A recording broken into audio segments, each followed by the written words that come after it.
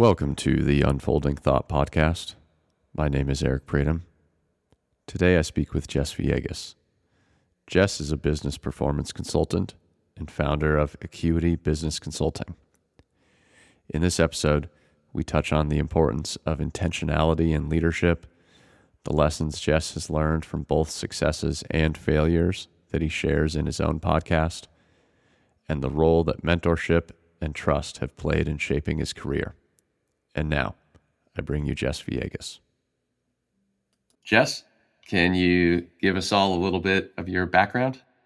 Hi, Eric. Yeah, thanks for letting me participate in your podcast.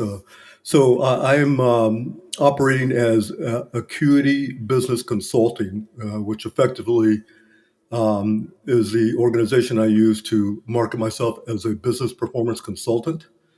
And primarily, what I'm doing is typically working with companies who are, this is a big suspenseful reveal. They want to improve their performance.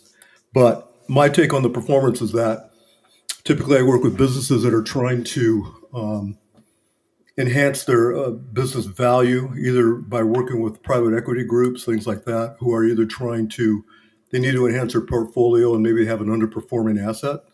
They'll drop me in there generally to the chagrin of the management team, but usually I'll get dropped in, start working with the team, and then hopefully bring them to a performance level that they need to get to. And then the other thing that can happen is they might say, look, we want to treat this as a platform company. And so what we're going to do is we're going to go out and try and make some acquisitions. And then ultimately we might roll them up and sell them. So primarily the presentation of what I'm trying to do with these businesses is that you can think about, for example, financial performance. And financial performance always sounds like one thing to everybody: make more money or have more money in the bank. But if you're intentional about what you want to do in the future, there are certain postures you can take that are around either building working capital or, building some debt for various reasons. And so my responsibility is to help those businesses not only perform, but perform by having structurally the right strategies in place when it comes to things like organizational development, financial management, leadership development, and also operations. So if you don't mind, I'll share the value proposition from Acuity. So Acuity Business Consulting demystifies the process or the concept of sustained executive performance by offering them ways to think about financial prospects, leadership development, operations, anything having to do with trying to enhance the business so that they can lead their teams to the next level of performance.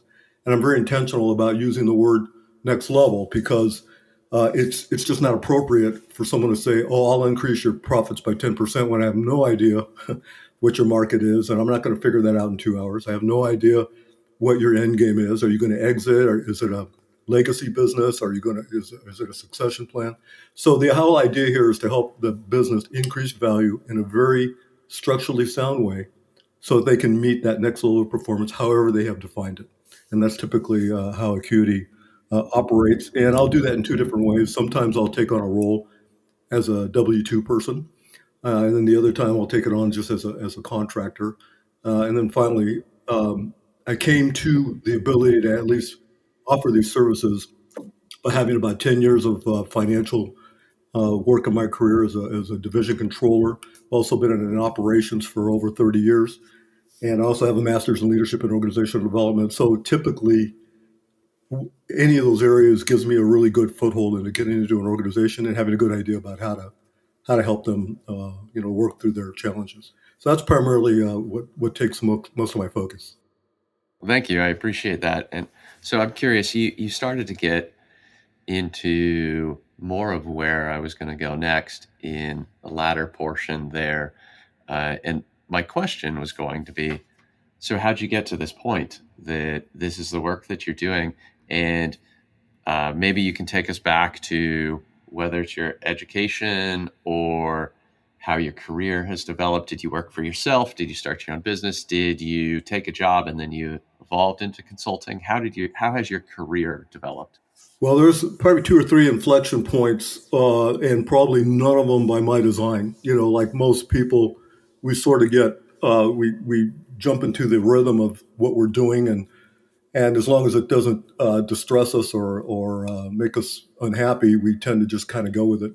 And so I wasn't any different. I tell the story of the fact that what I wanted to be was the first full-time janitor who actually had a philosophy degree and who would teach, sixth graders philosophy while I was cleaning bathrooms. That was my dream. Well, and I'm being a little facetious, but when I said that to an uncle who was a CFO at a company, and we were at we were at a family picnic, and I shared that with him, he wasn't very amused. He said, "Well, you're going to get married pretty soon, and that's not what you're going to do." I said, "Okay, what am I going to do?" And he goes, "I have a job opening for an accounting clerk." This is many years ago at one of our plants, and I want you to come down and take that position. We're going to go down to the general manager on Monday, and then we went through a whole strategy about how he was going to put me in there and give me that job. He goes, "Have you taken any accounting classes?" I said, "Yeah, I took one and I hated it because I didn't know what I was doing." He goes, "All right, well, it's not as difficult as you think." And so that kind of started me in my accounting career. This is all the way back in Los Angeles. And just because I may not have had an accounting aptitude, but I had a good work ethic. And so by hook or crook, over the subsequent 10 years, I was able to grow into more higher level financial positions. And by the time I moved from Los Angeles, which was 10 years later, I was working as a division controller for manufacturing companies and with revenues between 20 to 40 million. And I had an opportunity to move to Atlanta. And the way that evolved was we decided we needed, we didn't decide, the company decided that they were going to mothball that operation in Los Angeles. And they were incentivizing me to stay and help mothball it and then give me a bonus when I was done. But towards the end of that engagement, they started encouraging me to move to one of their other plants to become a controller. At the time, they had plants in near Seattle, Washington, and Texas, and in Georgia, in Lawrenceville, Georgia. And they asked me if I would transfer and become the controller. I said, "No, I don't want to do that." They said, "Why not?" He goes, "Because I don't want to travel 3,000, I don't want to move my family 3,000 miles to do something I don't like to do." He goes, "Well, why are you doing accounting? I mean, you do a good job of it." I said, "I do a good job because I don't want to get fired. I don't do a good job because I want to be the next super accountant." So after a back and forth, finally said, "Look, why don't you go out to Atlanta? Maybe you talk to the general manager, and if they'll agree to let you work with the accounting department and do your thing for a couple of years, it would be okay with me being the president of the company who was encouraging me, if they commit to you to let you move into operations, within a couple of years, once you remediate the department." I said, "Well, that's interesting." So I went out to Atlanta, had an interview, and the guy was very, very gracious and said, "Look, Jess, you have a good reputation. I know you can do what we want, but we also know you have an aptitude to do more. I'll commit to you that if you come to Atlanta within 2 years, we'll let you move into operations." And so I moved my family to Atlanta for only that reason. I was going to be able to make a career change without having a significant hit to my income, which is usually what happens when you try and make a career change. And so we came to Atlanta, and then from there on, within a couple of years, I was out of that role, and I was taking on operations roles, and then moving on to other companies in operations primarily. And then pretty late in my career, I decided to go back to get the master's in leadership and organizational development. So the accounting stuff, the first 10 years of my career, next 30 years operations, and then the next 10 years operations and leadership and organizational development. All those together sort of conspire to give me the ability to kind of see a lot of different aspects of a business. And so I wasn't quite sure exactly how to market that. I just knew I knew a lot of stuff, and I was gonna try and talk about a lot of stuff and then see how much of it would stick. And I tended to have a pretty good feel for how to express information in a clear way. So it tended to give me whatever talent I had or didn't have. I did have an aptitude for sort of speaking in a way that made things understandable to other people. So that's kind of how the career developed. And I guess the last thing I'd say about that is, for a lot of years, I I didn't know if I was a consultant trying to find a job or if I was wanted to leave a job to become a consultant. I just sort of sat on the fence. And then what happened over time is I didn't have to make a choice. Sometimes I'd be a W 2 guy, sometimes I'd be a contractor, and it all pointed to my ability to work with private equity groups because I had the background to sort of work in either type of a format. And so all of that was accidental and intentional along the way, but accidental in terms of how I got to this particular point. Interesting. Thank you. So, I don't know if you would say this in the case of, I think it was your uncle or not, but it certainly sounds to me like in the case of your president, and I forget who else it was, maybe it was the plant manager or something like that. Uh, it sounds like for one reason or another, you had people who believed in you, and there there was an opportunity, and one way or another, you you followed their advice, or you believed in them, and their belief in you, and allowed you to take a chance or realize a goal, to find a path that has ultimately served you well. Do you feel like, one, that's a fair characterization in at least the case where you moved from accounting eventually into operations, but also, if I'm correct, has that shown up at other points in your life or career? Yeah, so I appreciate that question because it's you don't necessarily think about those things while you're sort of on the path. But the short answer would be yes. I'd like to qualify it in a certain way because this is really central to the way I've kind of operated. When I first when I started doing that accounting job and started working my way up, my uncle said, "Look, Jess, there's only two things you got to promise me." He goes, "One is uh, because you're working at another location than where he was as a CFO." He goes, "I'm sort of flouting the nepotism rule for the company." I go, "So it's not a problem, but you don't need to be broadcasting you're my nephew." That's number one. Number two is if in 2 years you don't feel you're being treated properly, you need to leave. You don't need to tell me. You don't need to apologize to me. You need to go because I know that you're going to progress in a way that you're going to have more opportunities. So he was the first guy that I thought to myself, oh, well, he really believes in me, and I don't even know how to do accounting. That's how much he believed in me. Of course, he was my uncle, and so I appreciated that. And then the president of that company show that same kind of comfort. But of course, his was based on the fact that I was working for a couple of years there and he got comfortable. And then the general manager, who was going to give me the latitude when I got to Atlanta, those three men, all really good men of high integrity, men who will believe in you if there's a reason, they'll they would promote you. And so, what I would say is that I was very fortunate to have those three men come into my life the way they did. On the other hand, I take full responsibility for being completely prepared to not disappoint any one of them while I was trying to earn that trust. And I think that you have to have the full equation because otherwise what you're doing is you're saying, well, I'm pretty smart, maybe I'll get lucky. And that's just not that's nice and it happens and I have gotten lucky, but it's not a strategy, right? It's just sort of a thing. So I would say it's a combination of trying to be prepared. And in many ways, I've over prepared for many things I've never had to do. But on the other hand, I very rarely get caught on not being able to do something.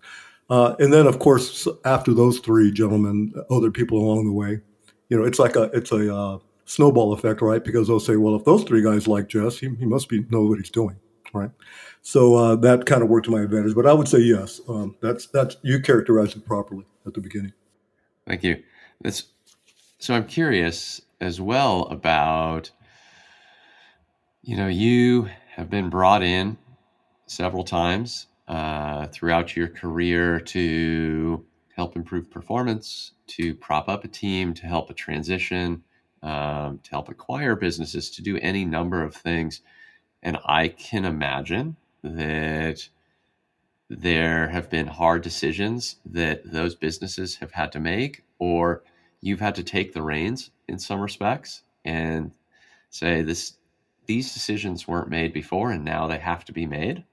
And I'm wondering where, what other factors play in perhaps when you've gone into a business and you're the consulting CFO, or you're just generally a consultant or whatever it is, and you have found the people that I'm managing or people on this leadership team or whatever, they're not right here. It could be that they can't do the job. It could be a culture thing. It could be any number of things. But if I can tie it back to you had someone that believed in you, and then I think you went somewhere that I would hit on often when I talk to people, whether it's people you manage, it's your children or whatever else, like you have to put in the work. You don't get a lot in life if you don't work for it. And so, when you have gone into business, and I'm guessing hard decisions have had to be made, especially in the case of maybe we got to let someone go. Where have you found, if at all, that maybe you have lacked belief in someone? And were there times when you knew that immediately when walking into a business? Have you found that, no, I really need to get to know someone, and so my decisions on day one, they're all about the numbers? Where do these two things, or where does having a belief in a person and what they can do in the future intersect with coming in and having to make change in a business? Yeah, well, so it starts kind of broadly. So let's, a lot of times I use a term in many different ways. It's applicable in many different ways that I like to think that I operate well when I'm talking about operations specifically, that I operate well at the 30,000 foot level and the 30,000 foot level. And what I mean by that is that I tend to have a good sense of how to view things a little more globally, a little bit more with bigger perspective. But I'm not afraid sort of what it takes to dig in. And, I did accounting and I didn't like it, but I did it. And that trained me to say, okay, you've got to look at things on the ground. Then you can talk profitability, but you can't do that if you don't know that you're triple paying invoices. You just can't let things go wrong. So I would say that the first thing is a fundamental paradigm. And it's worked to my advantage most of the time, but not all the time. But a fundamental paradigm I have is that nobody's driving to work figuring that they're going to do a poor job or how to hurt the company. And of course, that's not true. But 99% of the time, it's true. There's just most people want to do the best job they can. They may not be able to. They may not have had the training. They might not have the aptitude. It might not be a fit. But it's just too much work to conspire how to bring down a major corporation when you're on your commute to your accounting job. So I would say the first thing is that I inherently sort of have a belief in everybody. Now, the thing is, I have a high expectation of myself, and so I'm going to give everything that I can to every individual I can in the most practical way I can, and then assume that everyone will at least meet the first test. Are they trying to do the best they can? Once it becomes obvious that someone isn't trying to do the best they can, then you can move immediately into some type of a more difficult decision. But that's hard to deduce. As a matter of fact, one of my critical, I'm not going to call it a failing, but let's call it a mistake. I was brought in by a private equity group to work with a team. And, the president, very bright, he was legacy company, really knew his stuff. And I decided, wow, this is really great, man. They're bringing me in and they're not performing well, but I have the trust of the private equity group. And now there's a guy there. It's almost like, they talk about these draftees in baseball and stuff. If these superstar high school and college athletes don't have to carry the team, they can develop really well. And they've got people there to run with them. And this company had all the markings of that. But so I hung in there and I said, can you help me understand this and help me understand that? And I gave that person a lot of trust. And I was starting to see signs that he wasn't really happy with me being there. So it took me longer than it should have to realize that that first year of understanding um, was not necessary. It should have only taken 6 months, and it looked like he was slow walking me through the process, and I just didn't deduce that. I didn't catch that, and he had a lot of loyalty from his team, not out of fear, not out of wanting to hurt me, also, but out of fear of not being loyal to him. So at the end of that, I realized, wow, I've wasted a lot of time. I've wasted some time here. Yeah, you don't completely waste time. Now, I will say that some people in business, some of my bosses in business, all the way to my wife, will have note that I can tend to procrastinate when it's time to make a move on people. And so I will make the moves that need to be made, but I really tend to overwork it before I get to that point, and just so I can sleep at night. But I've done so to the detriment a couple of times of the business, and so I've tried not to let that happen very, very often. So, but in that, what I saw was that his team saw that he was trying to hurt me, but I wasn't trying to hurt him. So while I was trying to navigate that dynamic, I didn't realize it, but I was building trust with his team, because he said, "Look, Justin's just trying to come in here and do a good job, and our boss is hurting him." And so when we had to make a move on the boss, and we did, then all of a sudden I already had their loyalty. I didn't say to myself, "Oh, that's one person down. I got to see if the other four people like me." It didn't work that way. It was one person down, and the other four joined me, and we just went ahead. So I just think that it's just fundamentally more. It's the right thing to do, but it's also on a practical level more efficient to believe in people than not. And then if they disappoint you, you got to decide the measure of that disappointment. And I will say, if I'm disappointed a couple of times, that person doesn't move to the bad list. They move to a list where they say, okay, there's just certain things I can't rely on from that person. But that's it. And now what I'm doing is I'm really addressing the performance, not the person. The person can be good and still not perform well. It's a hard thing to understand. But I sort of come from a school where I don't really want to put names and faces to problems, because most problems in a business are process problems. I heard some metric, I don't know if it's true, that 80% of every problem in a business is typically caused by the management team. They haven't put the right training in place. They haven't done the right expectation. The culture hasn't been developed. And I'm a big believer that it starts with the management team. If people aren't performing most of the time, they haven't been given the ability to perform. But I can't procrastinate, so I've got to be careful for those types of things. Yeah, so man, you touched on several things that are of particular interest to me. So let's see if I can go a little bit in order of what you mentioned. You presented some of the difficulties that you have had over time. If you have to move someone out of a business or whatever it is, that that it doesn't necessarily sit well with you. It's not an easy decision for you to make. And my belief is, having been in leadership for a long time and having worked directly with a lot of CEOs or COOs or whatever it is, my belief is, in just about every case, those people are doing what they believe is best. And to some extent, they really do care about the mission of the organization, the people that work there. It's not just all about numbers, or they're dispassionate or something of that nature.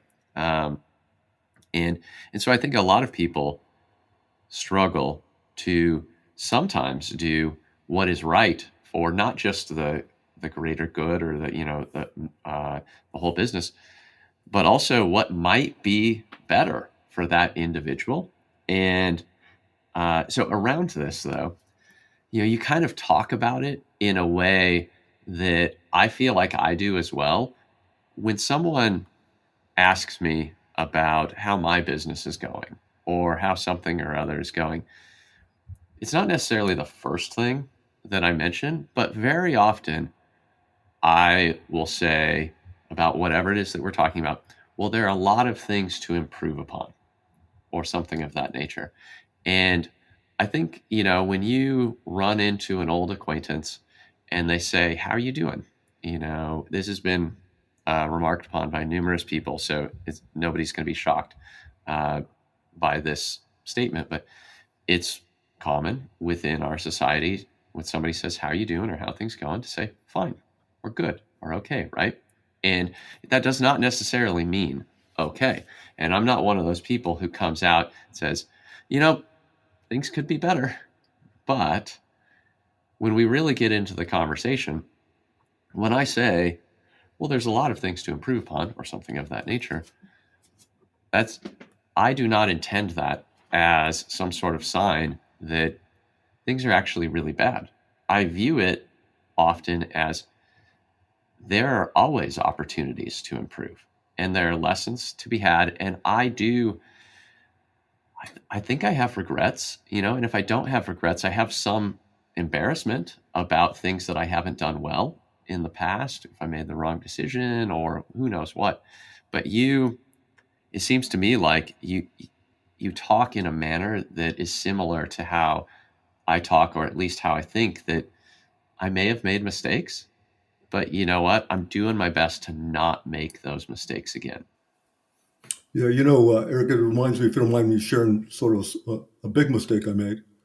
And I'm always careful about these things when I talk about these things, because I know a lot of people, and you never know who comes across podcasts, and they might say, wow, gee, I didn't know that. I better call Jess right now and get the $30 he owes me or something.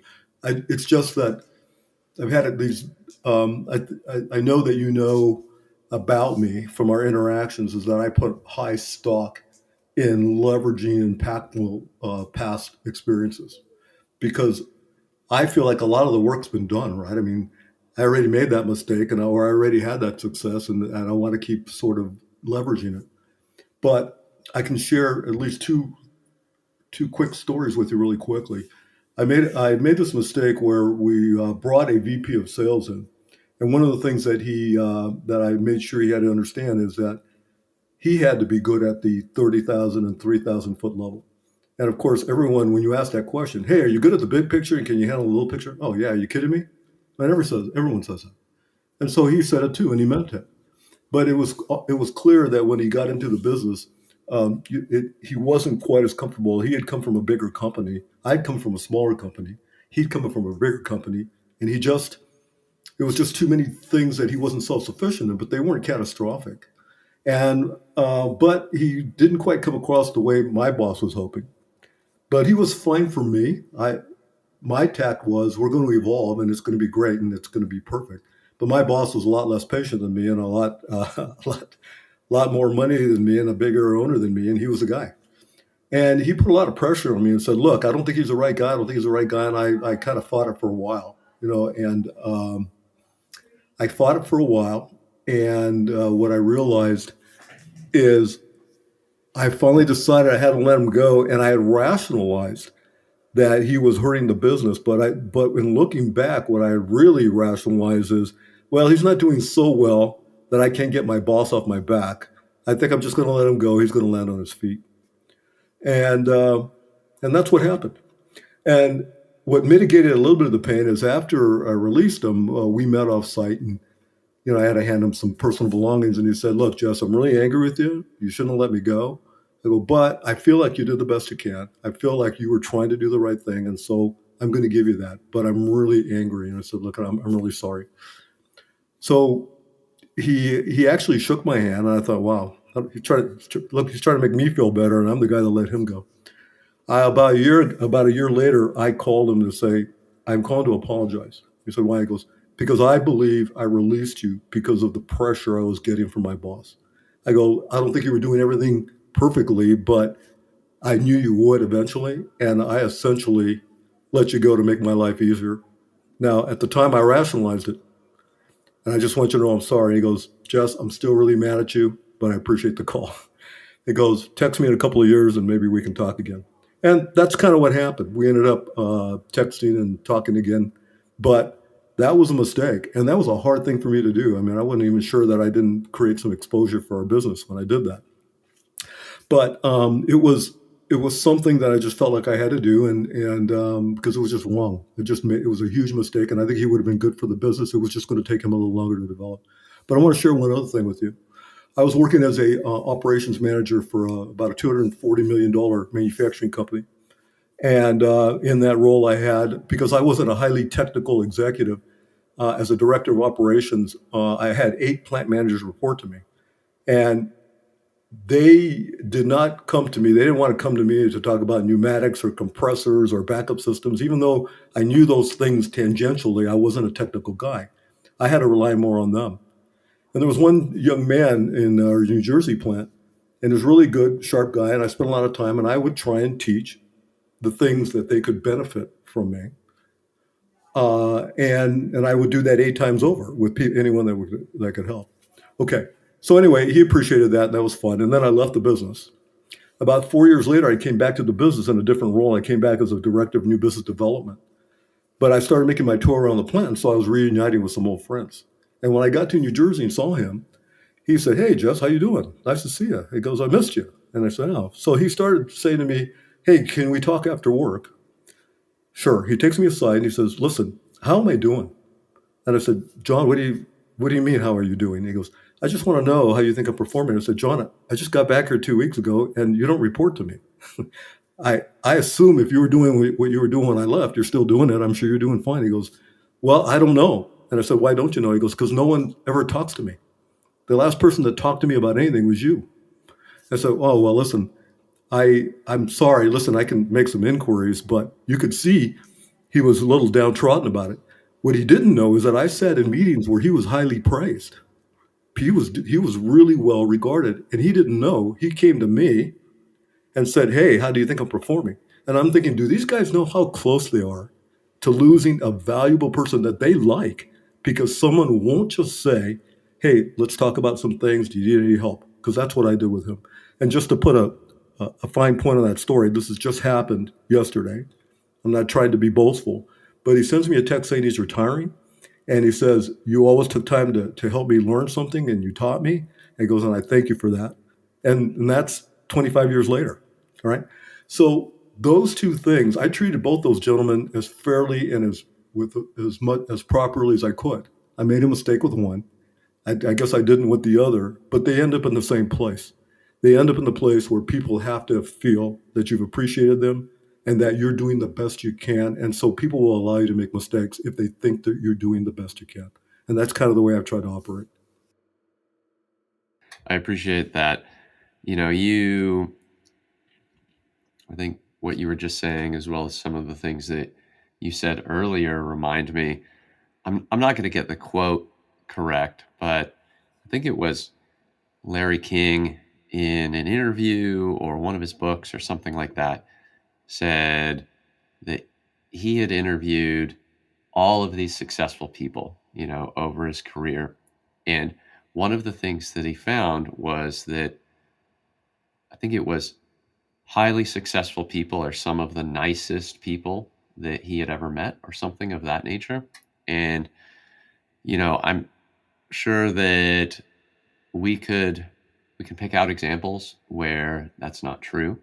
And we can also look at people who are up on a pedestal or, they sit higher than us in some sort of pecking order. They're rich or whatever it is. And we can be cynical or judgmental. But I think that there is something about human nature that if I know what to expect, even if you're not going to give me what I want, but I know what I'm going to get, if you do what you say you're going to do, even if it's not the thing that I want you to do, then there's a certain amount of mental energy that I can devote to other things. I can devote to danger. I can devote to sustenance, to, taking care of my family, to whatever it is. And it seems to me that whether, you are someone that I feel like I'm highly aligned with on values, actions, who knows what, or not, but you're someone that I know who you are. I have a high level of confidence what I'm going to get every time, that it's sort of human nature to value that quite highly because of how it frees me up in so many ways mentally. And it sounds to me like when you've gone into situations where it's something's been new to you, or you've been the new guy, even if you had some expertise, but you're new into a company, to a group, that you have put in the effort because it's part of your sort of constitution to work hard and gather the information you need or whatever else. But then also you have been consistent enough that even when it didn't work out with an individual, there have been at least some circumstances where they've seen the value in that. And I'll briefly tell my own story here, but in my career, early on in my career, I think for someone who was young, I was fairly successful, and I didn't make millions of dollars or anything of that nature, but compared to the people around me, I felt like I got a lot of opportunities and I got to do a lot of cool work, things that made me happy. By whatever the measurements were that were important to me, I felt like I was successful. However, I did not build the behavior that when my work was boring or when it was hard, that I would work through it anyway. And so if I missed a deadline, which I wouldn't say was all that often, but if I missed a deadline, or who knows what would happen, somebody would say, "Hey, that thing was due yesterday." And I'd say, "Oh yeah, well, I was slammed on all this other stuff. I'll get it to you tomorrow." There was rarely a recognition that when I didn't hit the deadline, that I didn't tell the person in advance, or I didn't somehow otherwise manage my schedule properly or something. I could always rationalize it. And I only realized later on that whether someone knew that I was busy or not, or I was bored with the project or not, me getting my part done really mattered to them. And if I couldn't get it done on time, most of the time, all they wanted to know or all that they wanted was some advance notice. But that wasn't what was important to me. Their experience, it was, I have a reason. And not too long into my career, I was really struggling with a boss that I had who a lot of people regarded as being a jerk. He was really tough on people, not because he was mean or, he wasn't yelling at people or demeaning or anything. He just had very high standards. And he said something at one point about how, he was telling me, you're really smart and your work is really good, but you're not as valuable as you can be because you don't always do what you say you're going to do. And not long after I had started working for this guy, I think it was 6 months or so, I thought I was going to quit, and whose fault was it? Whose fault was it? It was his fault, right? In my mind. And there was something in me that said, something's not right about leaving this situation. And I stuck it out for, it was a few more years. And I now look at this guy as being the best boss and one of the best mentors that I've ever had. And it's not because he was nice. And it's not because we would necessarily, hang out or go and get a beer together or whatever else, because, we might get on well enough, be civil, but we're not alike in a lot of ways. And I still value him because he had high standards and he maybe cared enough, or it was just part of his makeup, that he was willing to say things that I don't think I had heard from anyone before. So everybody else still looks at this guy as being a jerk. And I'm 12 years now later, I think. And I think, who would I be and where would I be if I just hadn't had that one person? I think that I've had a similar experience where I was working for a guy that we actually had clashes. I had no business clashing with him. I was low on the organizational level, but I was kind of remote to him. And so if I felt that he was not being appropriate, then I just decided I was going to tell him. And usually the way that would happen is his controller would be debating me about something that needed to be done. He was a general manager, and we were controllers debating things. And but when he felt like me and his controller were disagreeing, he just didn't like that. He felt like that controller should have had the seniority, and it was all fine. But we had some clashes. When I left the company, we weren't on the best of terms. But 3 years later, he hired me back as the director of operations. And I thought to myself, wow, he puts a lot of people off, really a brilliant businessman, but he's really a throwback, man. He's let's put it this way. He was whatever you think of what a hardcore 50s manager was like in terms of their social life and in terms of their values, that was him. And you couldn't have had two more dissimilar people. And a lot of people wondered, why would I come back and work for him? And I said, because I know that he's a brilliant businessman. And I know that whatever shortcomings I perceive, he's not violating my values. He just thinks differently than me. And I tell you, we made a really, really good team, an excellent, excellent team. But I also know that there were only about 3 people in the company of 1,000 he got along with, and I was one of them. Because I took responsibility for the relationship, not because he did. And so sometimes what you got to do, I think I heard somewhere a long time ago that we're preoccupied with sort of our requirements for a relationship to work. What about other people's requirements? Sometimes you've got to honor what those things are too. And, I've said that, maybe we'll get a chance to talk about the podcast, my podcast at some point, but I've said several different times that I've come to realize that I'm the common denominator of every good and every bad thing that's ever happened to me. So I love to partake in the bliss, but I have to partake in the blame. And if you look at it that way, you can at least remove half the reasons to dislike all the rest of the people in your life. And that's quite a bit. That's 50%. So I'm a big believer. This also happens with suppliers. Some of the most difficult suppliers I've ever had have turned out to be some of the best because they made us better. Worst bosses I thought I had, they made us better. And by the way, I've had some bad bosses and they were bad, but I still got value from the relationship.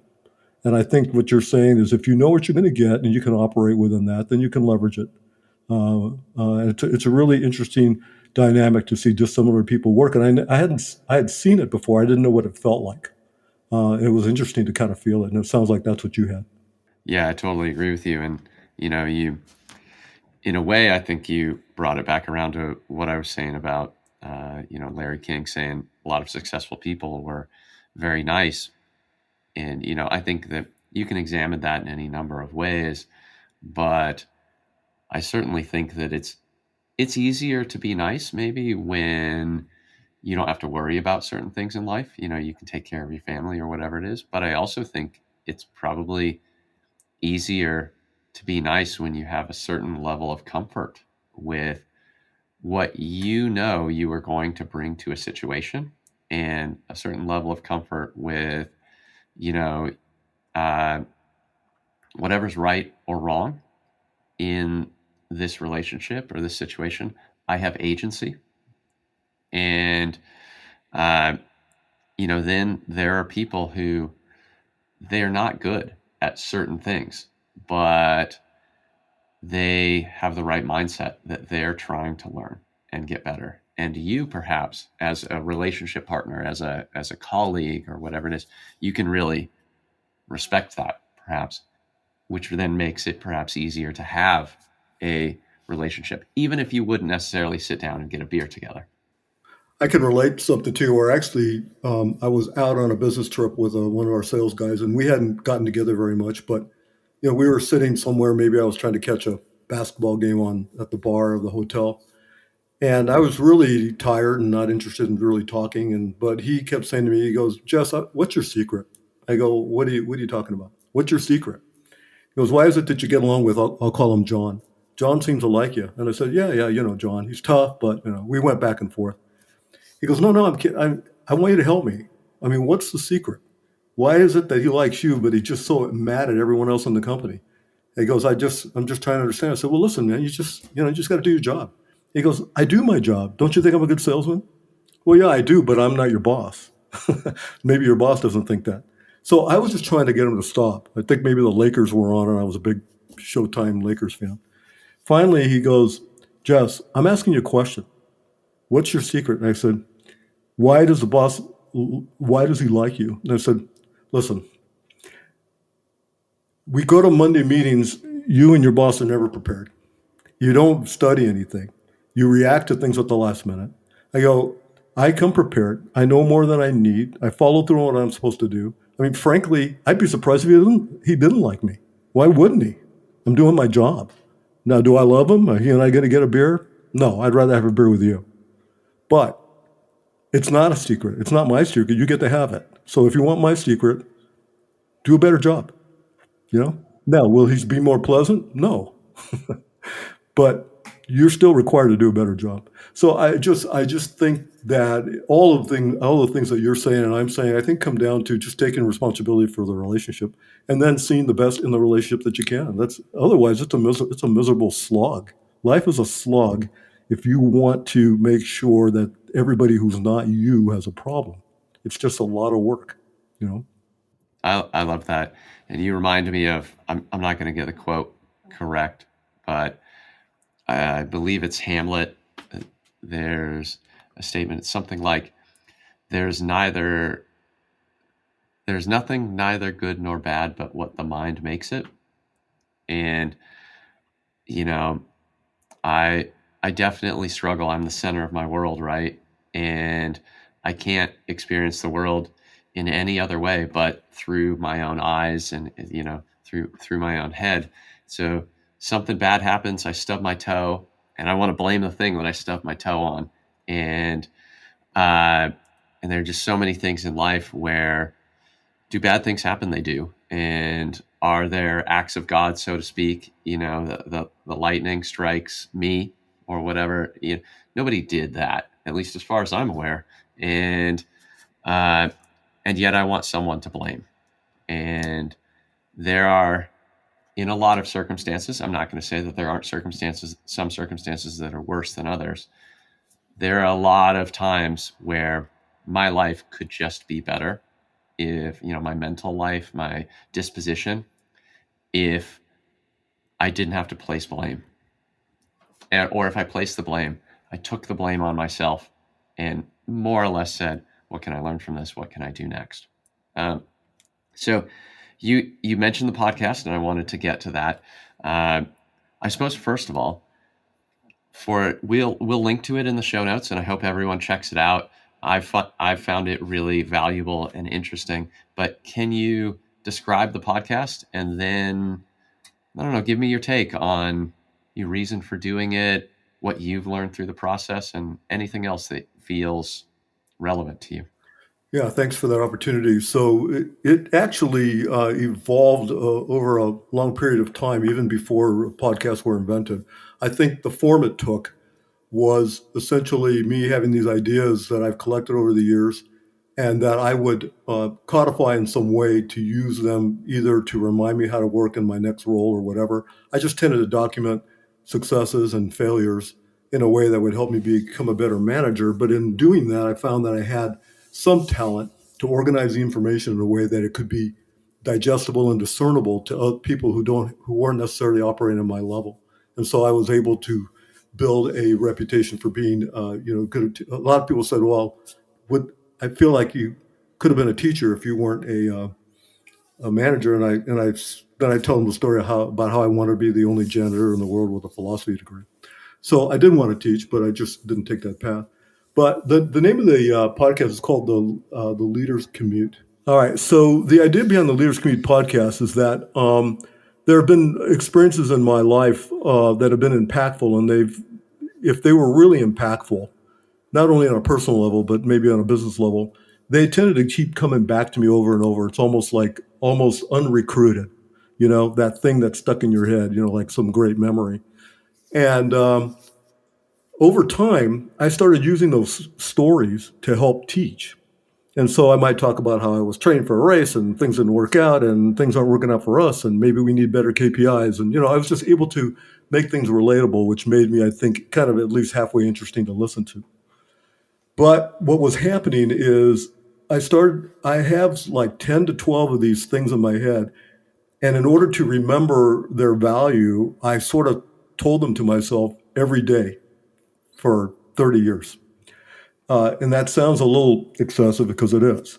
But I thought, well, someday I'm going to write a book or I'll do something. I feel like there's something there. But I couldn't say I had a passion for a book. I just thought it'd be interesting. And then I realized that I started thinking, well, why are these memories the ones? Why isn't, I've had a lot of interesting things, but why these and not those? And what they all had in common was that I started thinking differently about every one of those memories, like almost on some level. And that as I have more experience and created more context and more experiences, I started looking at that memory differently. And this is not an exact rule, but I kind of found that I would have my initial reaction to the event, and then I had a more nuanced and a somewhat more mature reaction years later. But then as I got smarter, then I really had the most objective, detached answer that didn't have to have me as its center. There was something going on that wasn't dependent on me being in the story. And so I saw that as three levels. So I don't know if it's a term that's coined, but I call it an evolving context, really to sort of denote the idea that here's a memory I had when I was 15. Here's what I thought when I was 15. Here's what I thought when I was 30. And here's what I think now. And that just seems to happen in threes that way for me because it's easier to talk about. So maybe there's a term in there like context cubed or something. I'm not sure. I got to think about that. But that's what made them important to me. So if it was a really impactful experience, but it ended there was nothing more to it, it was a nice experience, but there was nothing more to it. There's nothing to learn, and nothing went wrong. And so I whittled these down to about 10 or 12 stories, and the podcast essentially became me recounting a story. That's typically a 10 or 12 minute recitation. Then me applying a business concept to it. And then me having a guest in a very informal setting saying, hey, you heard the story. You heard my application. We can talk about that, or we can talk about anything you want, to keep it intentionally informal, because I didn't want it to be too formal for a couple of reasons. One is to protect my ego.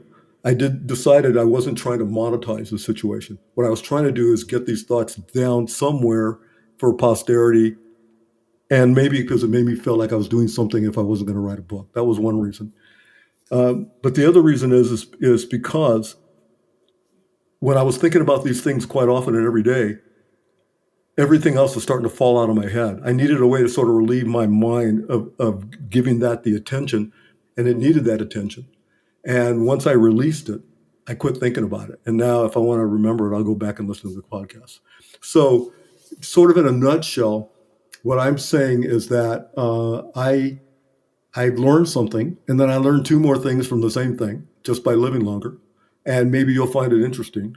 And the last thing I would say about it is that if there's a central or a core theme to the entirety of it, is I call it the leader's commute, because what I'm saying is a leader learns things over time, and they're essentially on a commute. The first podcast is called the Russian Junkman. And very quickly, it's a story about the fact that I would get in a truck with a Russian junkman. This is when I was in high school. And we would drive for 10 to 12 hours a day to different car dealerships picking up scrap metal. And then he would turn it in and get money for it. And it was the hardest job I've ever done in my life. It was just a hard job. And of course, I would complain to everyone about it, but I rationalized it was decent pay. And I was telling a friend about it years later, and he said, so tell me about that job again. I said, yeah, we would pick up metal. And he goes, yeah, but there was something you didn't like. I said, yeah, what I didn't like is I'd be in his truck for 12 hours, but he would only pay me when I was physically lifting metal into the truck. I go, so I was only getting paid for like 3 hours a day. He goes, so you were driving around 9 hours to work for 3 hours? And I said, yeah. And he goes, well, that's a hell of a commute. And he was being facetious and funny and clever. And I thought to myself, it was a commute. And I learned a lot of things there, but I also through my life. I might have been traveling 9 hours to learn 3 things. I don't know. But the idea with the commute is it has a beginning, it has today, and who knows, maybe in 10 years, there'll be a fourth thing I'll realize. But that is the basis of it. And then each one of them, I'm trying to be a little bit creative about the storytelling and the application of the business. And the last thing I'll say about it is that another organizing theme is I tend to be a really heavy systems thinker. I think very deeply about what fundamentally underlies the structure of why things happen the way they happen. Not why people do what they do, it's why structures do what they do and how people operate within those structures. And it just lets me play around with the concept and without anybody trying to grade me or telling me I'm right or wrong because, who knows? It's systems thinking. You do what you want. You so that's kind of how the podcast works. That's awesome. And, I think the way that you describe it in that, I don't know that you said it exactly this way, but I think the idea was still clear. You have an experience and you have an interpretation, or it has a meaning today. 10, 20 years later, it means something different because of maturity or time or who knows what. 10, 20 years after that, it means yet another thing. And I think you said, maybe you've moved to the point where, that 40 years later or whatever, you're no longer the star in that story. And you see a bigger context, or you see, other things that are going on or could have been going on. And I really appreciate that kind of thinking because, as I think was probably clear in what I was saying before, it's just so hard to have that humility in the moment, perhaps. It's so hard to wrap your head around everything else that's going on. Now and then when I talk to people, it's not like this comes up all the time, but when it's appropriate, I'll reference let's see, I think it's the fundamental attribution error that, I attribute to my own actions things that are about my character. And sorry, let me say that the other way around. I attribute to someone else's actions things that are about their character. That I believe that Wikipedia says it's about their disposition, and I attribute to my own actions things that are about the situation. So, common example is someone cuts you off in traffic, and they're just a jerk, but you cut someone else off in traffic. It's, well, I'm late. And, it's tough with something like being in traffic, but I can definitely say that there are circumstances that I think about where I can remember, for example, in high school, we were in an English class, we were going through a section on poetry, and I can't remember how it came up, but we were supposed to write down either challenges that we were having, or I can't remember what. And I wrote something to the effect of, for the teacher, I wrote something to the effect of, I don't like this process. I find this difficult because I want the poem to mean what it means to me. I didn't like the critical analysis of it. Now, I read somewhere north of 150 books every year, and I really enjoy that. And I do really pay attention, and I make notes and all this. They're not just flying in one ear and out the other because a lot of it's audio, honestly. I really do pay attention. But I think I went from when I was a teenager, and to me, the meaning of something that I read was whatever it meant to me.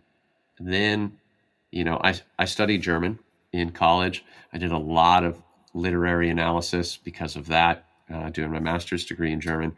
And so I had a lot of experience trying at the time to understand, what do I think the author, the philosopher, the writer meant when they wrote this thing?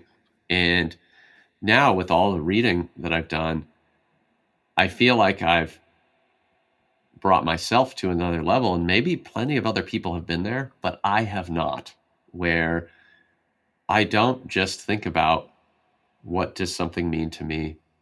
What do I think the author meant? I also think about uh, what is it that this thing that I'm reading might mean because of the cultural context or the historical background or whatever else that the author did not even intend, but there was some sort of contribution because this person grew up in the United States, or they grew up in a very religious family, or they were steeped in ancient literature, and they didn't even realize that they were writing some sort of meaning into their text.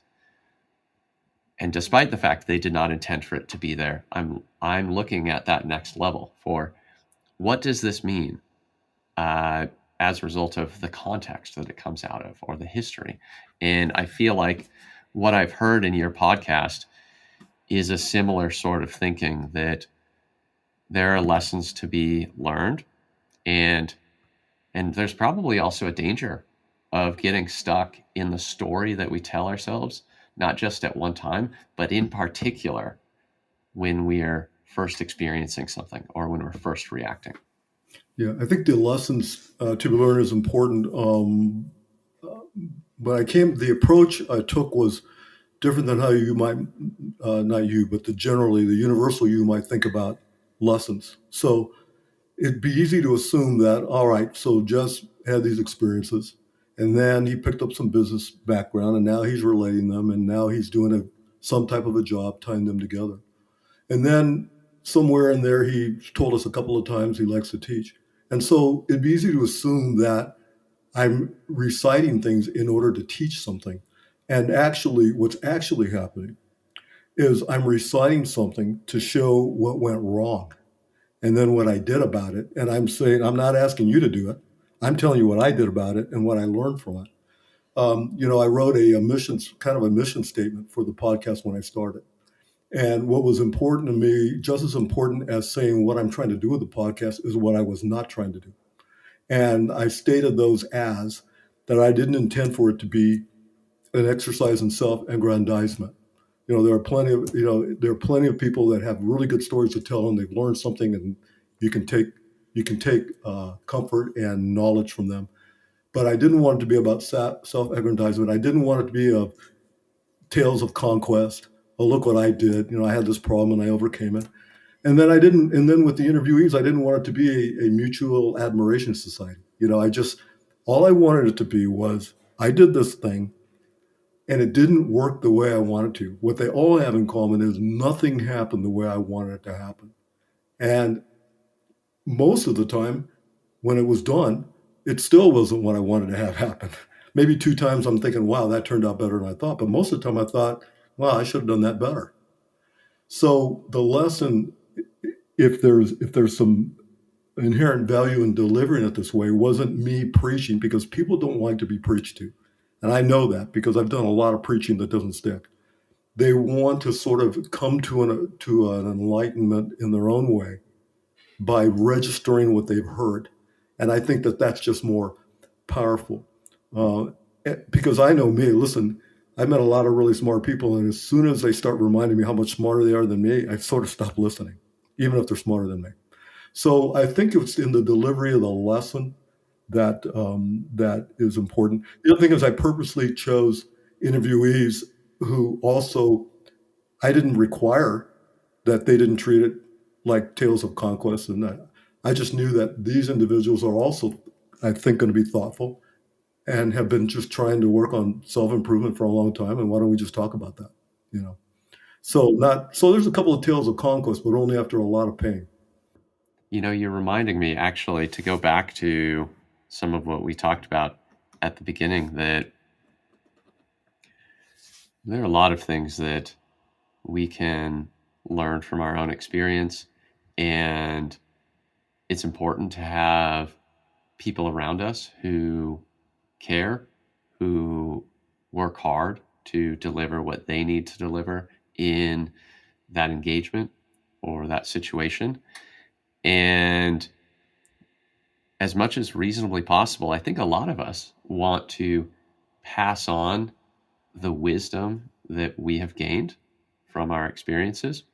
But now that gets me to, I'm not going to get the quote right, but there is some quote that it's like, I can become knowledgeable from your knowledge, but I cannot become wise from your wisdom. And it's so difficult, maybe a lot of us encounter this when we become parents. We have these hard won lessons, and we want our children to avoid those uh, those challenges that we ran into, or when they run into them, we want them to just handle it better than we did. And yet for a lot of us, you just have to go through that experience. But if I can have heard your story beforehand, then maybe I can come to the realization, or maybe I can fix things or perform better sooner, because you've helped me acquire some knowledge that I can then turn into wisdom much faster. So that gets me to, I feel like we gave a little bit of short shrift to what you do and why people might call on you. And maybe we can use that as a little bit of wrap up here. So, I like one of the things that you said earlier about performance is one way that you might characterize what it is that you are often brought in to focus on. And I think you put it as performance can be a lot of things, but you're very intentional.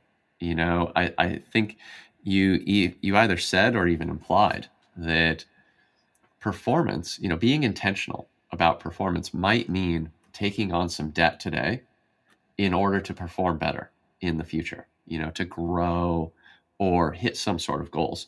So you have your business, you're a consultant. There are times when it sounds like you're brought in part-time consulting, freelance, whatever it is, on a contract, and then it evolves into a full-time or more in-depth relationship. So what would a listener here need to know, or why is it that, what type of situation would someone be in and they might think, I need to call Jess Villegas? So, okay, well, thanks for the opportunity for that.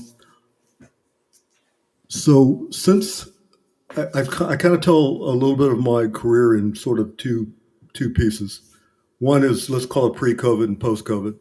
So pre-COVID, it was 15 to $200 million businesses, executive roles, primarily in operations, and then learned a lot of things doing that with a lot of help, a lot of resources. And when COVID hit, and it seemed like a good time to travel a lot less. But in making that decision, and sometimes with some projects, I would tend to get entrenched with management teams, which would put me at their locations quite often, and not always within 50-mile radius of my home. It could be across the United States. I've had residences in Texas and in Illinois, so that I could be on site, which wasn't always glamorous. So I decided, all right, I need to stay within 50 miles of my home, and I don't want to get on a plane. And so I started working with entities who were looking for help consulting with smaller businesses. So it wasn't as lucrative, but I also didn't have to get on a plane. And I started learning more about, I had to go through a learning curve about how to take the things I learned at that higher level of revenue and then deal with companies that are more micro businesses, anywhere between 50,000 to $5 million. And, they all have the same kinds of problems, but they don't all have the same kinds of resources. And in many ways, the smaller you are, it's pretty intuitive that the smaller you are, you have one person that's got to do multiple things. And then that's where the story ends. Okay, I'm a small business guy. I wish I had an accountant. I wish I had a compliance guy, and I wish I had a salesman, but I can't. Now I got to do all that. And now I'm just going to be as good as I can at all those. And if I'm good, there's glory. And if I'm not, there's not. And see, I don't leave it there. I say to myself, listen, because you're small, because you don't have resources, that means that your decisions about where you're going to put your time and where you're going to leverage are highly, highly impactful. And there's a fair amount of waste and inefficiency at corporate levels because there's room to be inefficient, and sometimes that facilitates brainstorming and creativity. But at a smaller level, you've really got to know that you've nailed the thing you're going to nail. What I'd rather do is if I've got to be the compliance expert because my business is in remediation of polluted landfills, then I just frankly don't want people to think I'm a great accountant or I'm a great sales guy because that's not what this business needs. It needs a great compliance guy. But no one's ever said that to them. That's being dramatic. That's not a message that someone hears. So a methodology that I've developed with a colleague, his name's Dr. Gilberto Moreno. We've essentially outlined a methodology that says, look, there are most of your challenges are going to be in the areas of strategy and opportunity management and operations management, and also in your capacity to deliver. Most of your problems are going to fall in that range. And by the way, it's iterative because you might have a strategy problem, but it feels like a financial problem, or you've got a capacity to deliver problem, but it feels like an operations or a leadership problem. And where people get lost is, I have a problem, it's real, I just don't know what kind of problem it is and how to deal with it. So the methodology that we've evolved essentially says, look, whatever, regardless of what it feels like, it's going to be one of those four things most of the time. Let's talk it through. And I won't give you any specific stories, but oftentimes I'll find someone will tell me, we've got a financial problem, let me tell you why. And I'm saying, you don't have a financial problem. Now, do you need $2 million? Sure. But that's not the same as having a financial problem. The problem you have is a capacity to deliver problem. You can't even deliver at the $500,000 you have. How are you going to deliver at the $2 million you don't have? And so think about how to expand your capacity. Or your strategy it might be fundamentally flawed. It feels financial, but it's fundamentally flawed. So what someone gets in me is I go back to the value proposition. It's to try and demystify the concept of where it is you need to organize your resources and time to work on the right thing at the right time. And that's different than find the core thing, find the one thing. That's all wonderful stuff. But you don't find that out sort of reading chapter 7 on a wonderful business book. Nobody writes business books for small business. They all write them for Amazon and for Microsoft. I'm thinking if I wrote a book, I'd write it for a small business because what they need to know is not how to be good at everything, how to be good at the main thing, and then how to discover what that is. And the methodologies I work with tend, because of my background, I have some standing in be able to tell whether it's got a strategic issue, a financial issue, or some combination. And so, said differently, what someone will get from me is the ability to demystify the challenges in their business. Now, that's just a value proposition. It doesn't say anything about my background, but if someone says to me, you're going to demystify my business, I like the sound of that. Let's talk. That's all I want from someone. I want someone to say, I don't have any idea what you're talking about, but I like the sound of that. You're going to help me understand something that I don't understand. And that's kind of how I operate. Yeah, that's you. I realize this is from quite a different area, but thinking about how we experience the world and why we think and act the way that we do and all of that stuff, you actually remind me of how we experience time, the difference between when you're 10 years old versus when you're 60, when you're talking about you really want to get some of these things right when you're a small business. And I think that one of the implications is not just what you're saying about some of these things that you don't necessarily have time for, or you don't have the skills to do, or whatever. They're a big deal when you're small, and also potentially, if you don't get these things right, you could have a foundational or a systemic issue later on. And so what you reminded me of, though, is I forget where it comes from, but there is probably more than one person that has said, when you're a child, time really does pass faster than when you are, at retirement age. And the reason is your experience when you're 10 years old, a year passing is 10% of your life. When you're 50, a year passing is only 2% of your life. And we don't need to go too far into that because it's way off down a tangent. But there are things that, despite the fact that they seem like, again, it's not your skill or you don't have the time or whatever, they're very important when you're small. And they're still very important when you're of a medium size or a large size, perhaps. But you're going to think about and approach them differently. And so, how much is someone going to experience this in your podcast? And even if there's only going to be so much of that, where do people go if they hear this and they say, I might want to learn more about his approach, or I might want to talk to him? Well, yeah. So thanks. So the way people are going to reach out to me is going to be pretty basic. There's a couple of things that I'd like to have people understand about my business. Because I've sort of grown up not knowing if I wanted to be a W-2 employee or a consultant, and I've done both. I've just, to be safe, I try to be good at both sides of the equation. So it's given me a pretty broad perspective on things. And so my business started out with a corporate, the corporation name of my company, which I incorporated back in 1999, is called Leading Concepts Group. And the idea back then is that I had colleagues who were into leadership in different ways, and we would all get together and work on projects, and it was fine. But now it sounds to me like a hair care products company. So about 5 years ago, I was talking to my son, and I was telling him that I just need to do something to kind of bump up my revenue stream, and he asked me why, and I said, well, I really love the organizational leadership stuff, but a lot of companies they don't pay for that really. I mean, they want that, but they don't pay for that. I go, and I think I'm an exceptional businessman who just happens to have a passion for leadership and organizational development. So he said, well, and these are my words, but what he said to me was, then you need to sort of change the tip of the spear. And I go, what do you mean? He goes, you need to lead with your business acumen. And he's a marketing guy in New Orleans, so he gets to say things like this to me without making me feel defensive. And then you're going to go into the business. They're going to like you. And then they're going to have you do more things. And they're going to say, oh, you understand leadership and organizational too? And now that's power.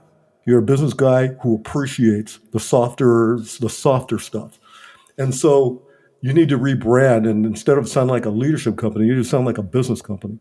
And he goes, so what do you think your motto should be? What's your brand? I go, my brand is I'm highly intentional, and I believe that I have an exceptional skill at helping to articulate and identify vision and things that are important.